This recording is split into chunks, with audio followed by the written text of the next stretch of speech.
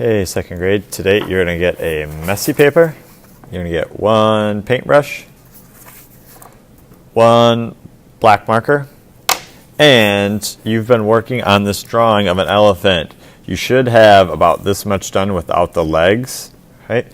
When you get to the legs, this is how we're going to do it because it's not just normal elephant legs. Oh, one last thing. Make sure your name is on the back, Mr. Calvert. When you get about this far, I'm going to draw the belly first. So the belly is going to be kind of this curved line. You're going to draw lightly in case you need to erase. I'm pressing a little bit harder though so you can see. This back leg, instead of it being more like a rectangle, it's going to be kind of this weird looking shape. Kind of comes down to a point because we saw that elephant's legs really narrow into stilts. I can erase this right here because it's overlapping. Same with this front leg. It's going to come down, curve to a point. It's going to curve back the other way like this. So I've got those two legs. I need to do the other two legs. So these ones are behind it. So I can actually start right about here. Curve down to a point. And curve back up to the belly. Curve down to a point. Curve back up to the belly. All right, when you are that far, you've got the entire elephant done, making sure his legs come down to these points. Then we can add a few wrinkles. So a lot of times the wrinkles are on the edges of the legs.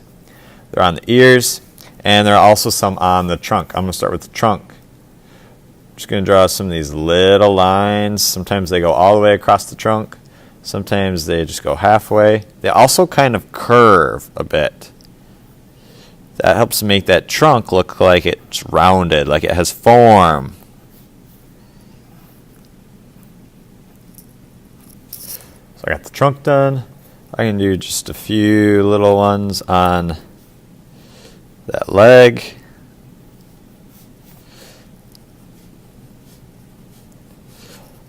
Make them look kind of wrinkly. And on the ear as well.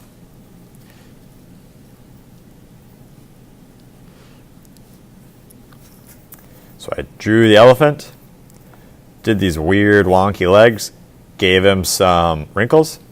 Next thing I need to do is I need to take this black marker. I need to trace everything that I just did, including the wrinkles. Be very careful.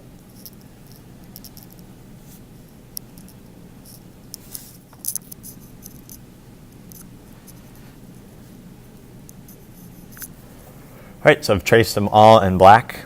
The very last thing I need to do is I need to take that paintbrush. I'm just going to paint a little bit of water on them. Don't paint it a whole bunch. You're just trying to get this a little bit wet. It's just a little bit of water. I'm not really brushing it a lot. I'm almost kind of just dabbing it on. Because if you start brushing it all the way around, you're going to end up with a really messy looking elephant. And what's going to happen is because these are washable markers, the marker starts to pick up and move around a little bit. So it's going to make them kind of grayish blue looking, kind of more like an actual elephant. And then the next time we're going to come in and we will redraw some of those details. All right, so today you need to finish drawing your elephant. Make sure to get the body done and the legs come down to this point. Trace them with the marker. Then put just a little bit of water on. Don't overdo it or you will ruin your elephant. This goes at the bottom of the drying rack when you're all finished.